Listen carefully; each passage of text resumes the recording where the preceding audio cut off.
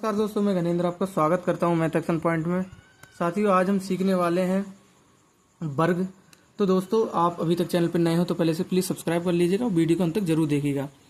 तो दोस्तों, पहले हम वर्ग के कुछ सवाल करें, इससे पहले हम जान लेते हैं कि वर्ग होता क्या है।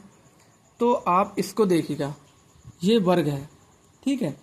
अब वर्ग की परिभाषा क्या होती है? वर्ग की परिभाषा होती है वह चतुर्भुज जिसकी चारों भुजाएं समान हो। समान मतलब अगर ये 5 सेंटीमीटर का है, अगर ये 5 सेंटीमीटर की एक भुजा है इसकी यहाँ से, तो सभी भुजाएं 5 सेंटीमीटर की होंगी। ये भुजा भी 5 सेंटीमीटर की ही होगी, ठीक है। ये भी 5 सेंटीमीटर की होगी और ऊपर वाली जो भुजा है ये भी 5 सेंटीमीटर की होगी इसकी। एक बात तो ये हो गई।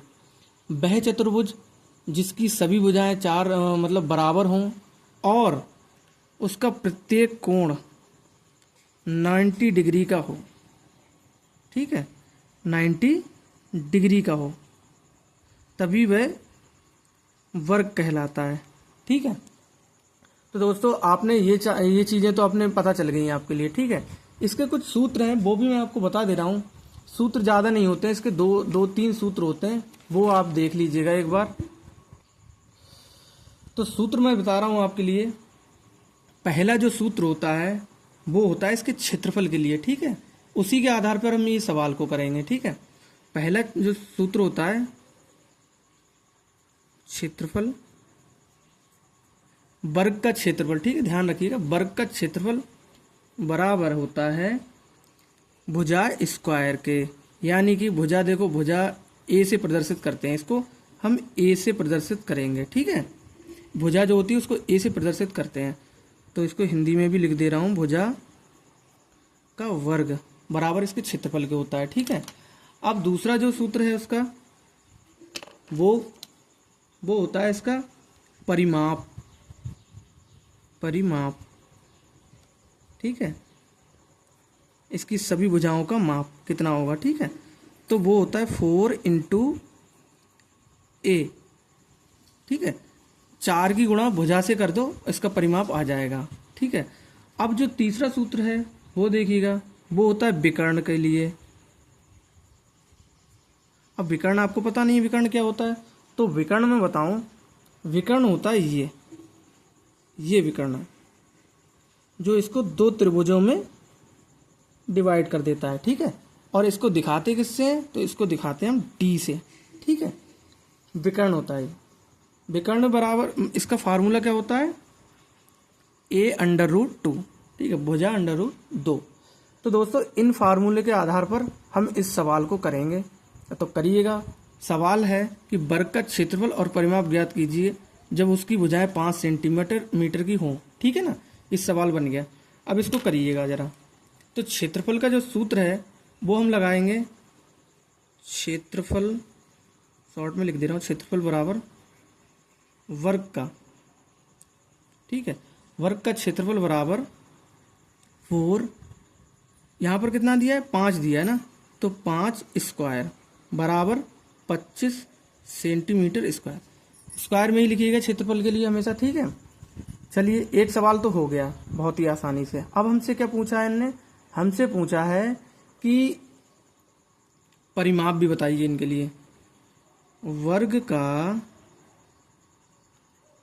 परिमाप बराबर होता है ये वाला सूत्र 4 × A, यानी कि 5, ठीक है। तो 4 पंजे तो 20 सेंटीमीटर। सभी भुजाओं को हमने इसमें जोड़ दिया है, ठीक है। इसी के हिसाब से हमारा आंसर आ गया है। ये हो गया इसका आंसर, ठीक है। अब इसमें क्या पूछा तो नहीं है इनने, मगर हम क्या करें, अगर बोला जाए विकर्ण बोलने के लिए, इन्हें बोला जाए विकर्ण कितना होगा, तो विकर्ण भी देख लीजिएगा। वर्ग का विकर्ण बराबर भुजा कितनी है? 5 √2। यही हमारा आंसर होगा और यही इसका विकर्ण होगा। तो दोस्तों, इसके 1-2 सवाल और करते हैं जिससे आपको पूरा कॉन्सेप्ट क्लियर हो जाएगा, ठीक है। एक दोस्तों सवाल और दिया है, इसको जरा ध्यान से देखिएगा। बोला है एक वर्ग का क्षेत्रफल 64 वर्ग सेंटीमीटर है, इसका परिमाप बताइएगा। ठीक है, तो आपके लिए अभी बताया था कि वर्ग का जो क्षेत्रफल होता है, इसका वर्ग का पहले यहाँ पर लिख लो, वर्ग का क्षेत्रफल बराबर कितना होता है, ए स्क्वायर के। ठीक है, भुजा स्क्वायर के। तो ये हमारे पास में तो दिया हुआ है, ठीक है, क्षेत्रफल तो दिया हुआ है, तो हम क्या करेंगे, ए स्क्वायर बराबर कितना होगा, 64। ठीक है, पहले हम इससे भुजा निकाल लेंगे। ठीक है, परिमाप हम बाद में निकालते रहेंगे। इससे क्या करेंगे, अब जब ए को यहाँ रोक लो, अंडर रूट चढ़ा दो, जब भी स्क्वायर हटता है तो दूसरी तरफ अंडर रूट चढ़ जाता है। ठीक है ना, और जब अंडर रूट यहाँ से इसके ऊपर से हटाते हैं तब ये कुछ ना कुछ कुर्बानी मांगता है। वो क्या होगा कि ये इसकी पावर छीन लेगा।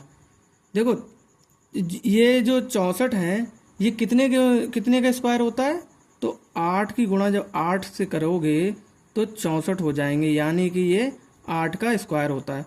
तो हम 8 का स्क्वायर कर देंगे यहाँ पर। ठीक है, और स्क्वायर से अंडर रूट कट जाता है, तो भुजा हमारे पास में कितनी आ गई, तो भुजा आ गई हमारे पास में 8, और ये किस में है, सेंटीमीटर में। ठीक है ना, अब बोलते हैं परिमाप। तो परिमाप का भी सूत्र आपको अभी बताया था मैंने। परिमाप बराबर क्या होता है,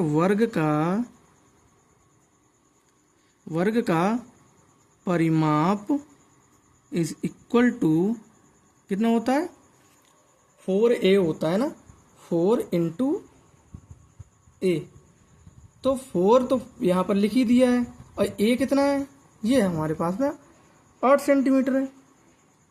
ठीक है ना, अब इसकी गुणा कर लो, इससे 4 अट्ठे 32, तो 32 सेंटीमीटर का वह वर्ग होगा, जो भी वर्ग होगा। ठीक है, वह कितने का होगा, 32 सेंटीमीटर का होगा। इसकी प्रत्येक भुजा कितने की होगी, 8 सेंटीमीटर की होगी, 8 सेंटीमीटर की सभी भुजाएं होंगी। ठीक है, तो इस तरीके से हम इन सवालों को करते हैं। आशा करता हूँ दोस्तों सवाल आपको समझ में आए होंगे। ठीक है, सवाल आपको समझ में आए तो वीडियो को लाइक करिएगा, अपने दोस्तों के साथ शेयर करिएगा, और हो सके तो सब्सक्राइब भी करिएगा। ठीक है, मिलते हैं नेक्स्ट वीडियो में, तब तक के लिए दोस्तों नमस्कार। अपना ध्यान रखिएगा, पढ़ाई करते रहिएगा, जहाँ से पढ़ सकते हैं वहाँ से पढ़िएगा। ठीक है, थैंक यू।